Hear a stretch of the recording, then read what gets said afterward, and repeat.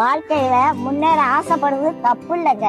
எதையாவது பண்ணி எப்படியாவது முன்னேறிடணும் அப்படின்னு நினைக்க கூடாது. அப்படி நினைச்சா ஏதாவது சிக்கல்ல மாட்டிக்கிடுவோம். கடவுள் உங்களை ஏற்ற வேலையில உயர்த்த வருங்க. சில பேரு எப்படியாவது காசு பணத்தை சம்பாதிச்சிடணும், அப்பதான் வயசான காலத்துல நிம்மதியா உட்கார்ந்து சாப்பிடலாம்னு நினைப்பாங்க. வயசான காலத்துல காசு பணம் எல்லாம் இருக்கும், ஆனா ஒன்னும் அனுபவிக்க முடியாது. பாட்டி வீட்டுல ஒரு எலி ரொம்ப நாளா தொண்டை பண்ணிக்கிட்டு இருந்தது. அதை எப்படியாவது பிடிச்சிடணும்னு கூண்டுக்குள்ள ஒரு தேங்காய் துண்டை குத்தி வச்சேன். ஒரு 9 மணிக்கு சத்தம் கடிச்சு எலி மாட்டிக்கிட்டுச்சு. சரி இருக்கட்டும், காலையில எந்திரிச்சு காட்டு பக்கத்துல கொண்டு திறந்து விடுவோம் அப்படின்னு நினைச்சு தூங்கிட்டேன். காலையில பார்த்தா எலி உள்ளதான் இருந்துச்சு. ஆனா அந்த தேங்காய் துண்டை அதை நக்கி கூட பார்க்கலங்க.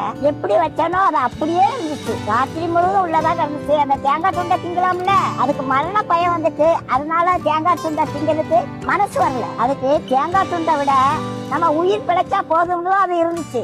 அதே மாதிரிதாங்க காசு பணத்தை சேர்த்து வச்சாங்க.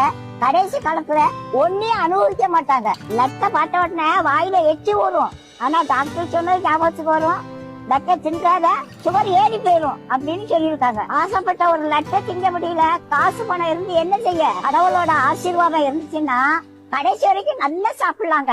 நாளைய தினத்தை குறிச்சு கவலைப்படாதீங்க. அந்தந்த நாளைக்கு அந்தந்த நாளோட பாடு போதுங்க. இன்னைக்கு சாப்பாடு கொடுத்த கடவுள் நாளைக்கு சாப்பாடு கொடுப்பாரு. நீதி நேர்மை உண்மை உத்தமமா மட்டும் வாழுங்க. கடவுள் ஒரு நாளும் உங்களுக்கு ஒரு குறையும் வைக்க மாட்டாங்க. நம்ம எப்படி சம்பாதிக்கோங்கிறத கடவுள் பார்த்துக்கிட்டே இருக்காரு.